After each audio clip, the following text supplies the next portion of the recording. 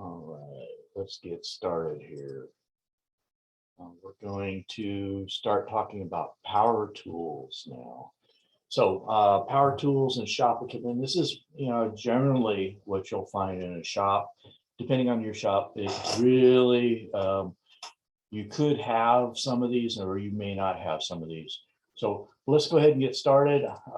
First of all, we're going to talk about air compressors. We'll get into some electrical equipment that there might be, and we'll talk about some trouble lights, and also, start getting into bench and pedestal grinders. One of the things you did is look for the pedestal grinder last week, but this week we're going to go a little bit farther. Talk about some hydraulics in hoist and cranes and different types of equipment that might be on the engine stands, of course, and also talk about the proper care and maintenance of shop equipment. Depending on the shop you're at, you're going to be taking care of it, or your employer takes care of it for you. So typically, an air compressor is what supplies air to the air tools and equipment. They generally are a 220 AC system, so it's not, well, you can buy one from Harbor Freight that's actually a 110, or other companies you can buy a 110, but you want to be careful with air. Air can actually, if you don't, I seen air gun fights with guys, and they get air underneath their skin, and then it really is painful. So just take care and caution with it. If an air hose breaks, it can whip around and smack somebody too. So just be very careful. Normally, air compressors, like at the shop at school, it is in a little shack all by itself away, so it doesn't make as much noise, because they can make noise. And this is an air compressor right here. It's got an air tank down below, and this is the compressor. A little electric motor. This is 220. And you can get hurt really bad if you get electrocuted by this. This is an air gun, like I talked about earlier. This is a specific air gun that actually has a regulation by OSHA of how much pressure can come out of that air gun. Then, when you use an air gun, some of the precautions must be taken. The automotive air guns should meet the OSHA requirements, like I said a few minutes ago. So some of the things that attach to air and electricity could be your impact wrenches, which we really get some really nice torque, hard torquing, I should say, wrenches now, impact wrenches that will actually take out lug nuts, and they're all battery powered versus being air powered. The old school was everything was air, fed with air. Now we're getting down to more portability. And same thing with your air ratchets. Instead of a gun, you actually have a ratchet. And then we have die grinders that actually were originally air. Now they're getting down to smaller and better. And then, of course, air drills and air blow guns. And we still have that end of it. And air operated grease guns. Some of the grease guns are portable too. And then battery operated grease guns. So here is an impact. This is an Ingersoll Rand. This is one company that makes it. It has a dial on the side for the strength of how much power you want to put on, tightening it up or loosening it out.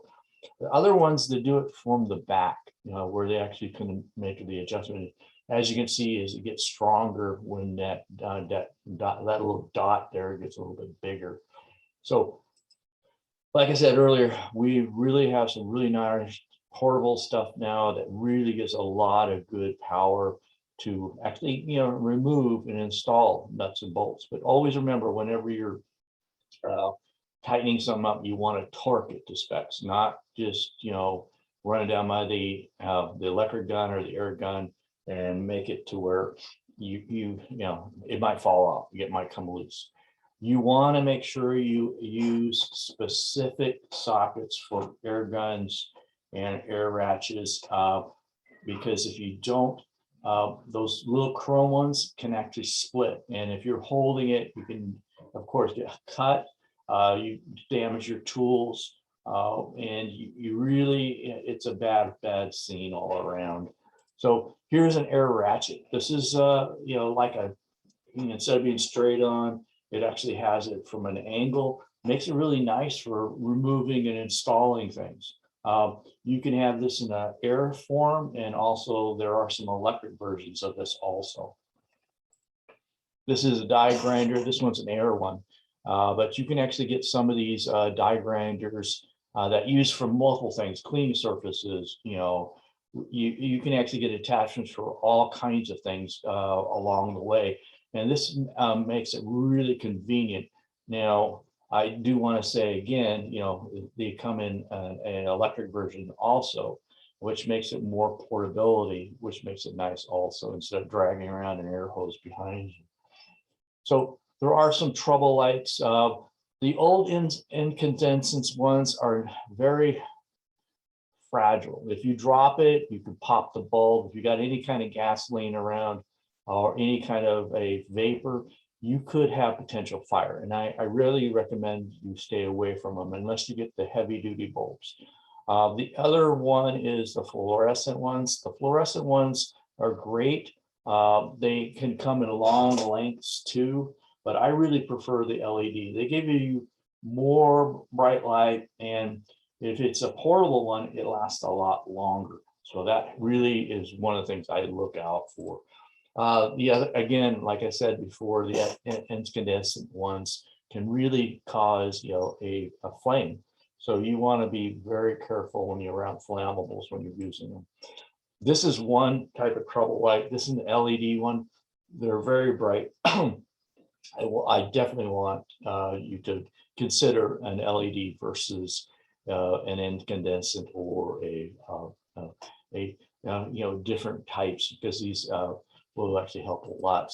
So we use a lot of trouble lights for going around and inspecting. There is, of course, it says here which trouble light design is our recommended types for maximum safety. Of course, it's going to be your LEDs. The LEDs will last longer too, very much a lot longer. This is our die grinder like we have at work, at school, and instead of having the plastic shield, this actually has some metal enclosure around it, which it helps. But remember, you're still going to wear a face shield while you're using the die grinder too. Bench vise, good for forming things, holding things. This handle here squeezes in or comes out to get to the right size.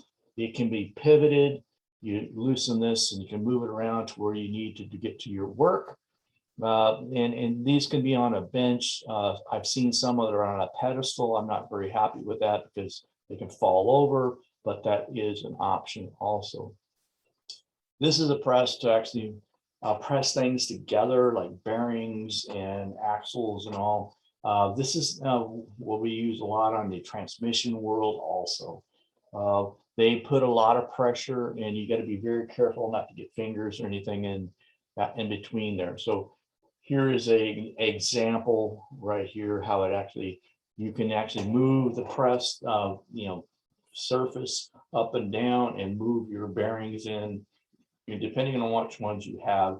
And then you kind of pop in, I shouldn't say pop, but you press things in and press things, you can press them out, and then you can actually flip it and press it in also. And this is just showing you that again. All right, so of course, cover work when pressing, because if you get to a point where you're putting a lot of pressure on it, sometimes bearings will split, and when they split, they fly everywhere, and then you could get a piece of debris on you. But if you cover it with a shield, or sometimes we just take a nice cloth or rag and put around it, it kind of deadens that out also. Here's a engine hoist. This is for lifting engines in and out of vehicles. Also can be, we can have transmission hoists too. Not quite like this one, but it's a standing type one.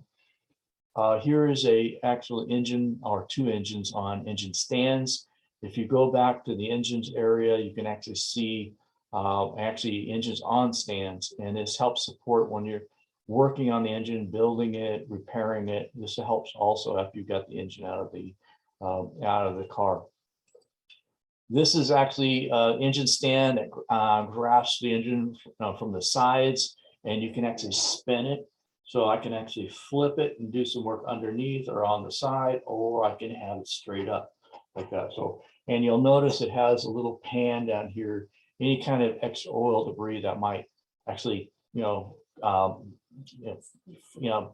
I wanted to say was any kind of oil that might drip on the way through. So, anyways, this is a little bit about power tools, shop equipment, and depending on what shop you work at is what you'll need to purchase. A lot of the stuff what I've just shown you, shops actually supply this to help keep the work process going.